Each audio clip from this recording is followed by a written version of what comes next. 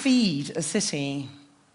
It's one of the great questions of our time, yet it's one that's rarely asked. We take it for granted that if we go into a shop or a restaurant, or indeed into this theatre foyer in about an hour's time, there's going to be food there waiting for us, having magically come from somewhere.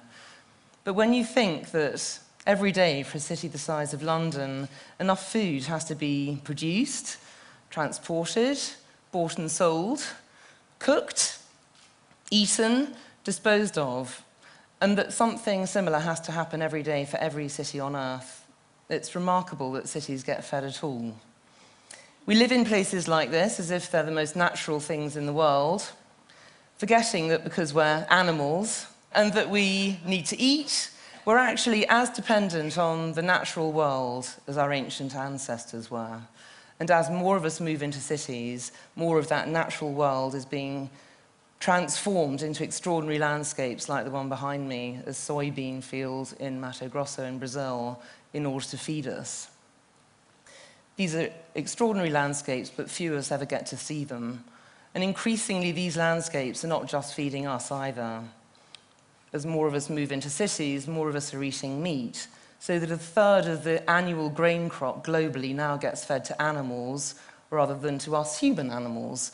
And given that it takes 3 times as much grain, actually 10 times as much grain, to feed a human if it's passed through an animal first, that's not a very efficient way of feeding us.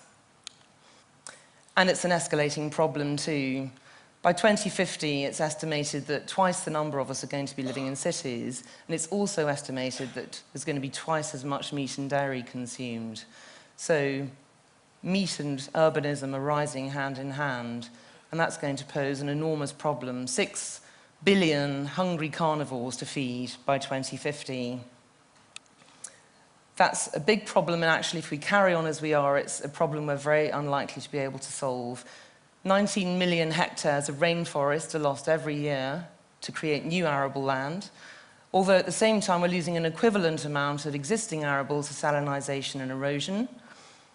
We're very hungry for fossil fuels too. It takes about 10 calories to produce every calorie of food that we consume in the West.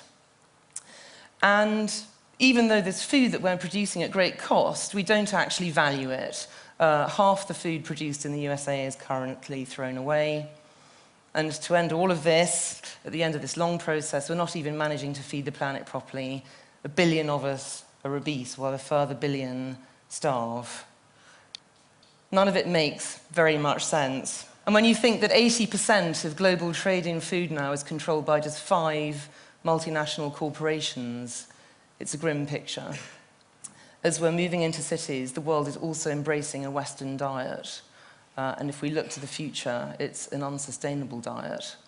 So, how did we get here? And more importantly, what are we going to do about it? Well, to answer the slightly easier question first, about 10,000 years ago, I would say, is the beginning of this process in the ancient Near East, known as the Fertile Crescent, because as you can see, it was crescent-shaped and it was also fertile. And it was here about 10,000 years ago that 2 extraordinary inventions, agriculture and urbanism, happened roughly in the same place and at the same time. And this is no accident, because agriculture and cities are bound together. They need each other, because it was the discovery of grain by our ancient ancestors for the first time produced a food source that was large enough and stable enough to support permanent settlements. And if we look at what those settlements were like, we see they were compact, they were surrounded by productive farmland and dominated by large temple complexes like this one at Ur, that were in fact effectively spiritualized central food distribution centers, because it was the temples that organized the harvest, gathered in the grain, offered it to the gods, and then offered the grain that the gods didn't eat back to the people. So if you like, the whole spiritual and physical life of these cities was dominated by the grain and the harvest that sustained them. And in fact, that's true of every ancient city. But of course, not all of them were that small. Famously, Rome had about 1 million citizens by the 1st century AD.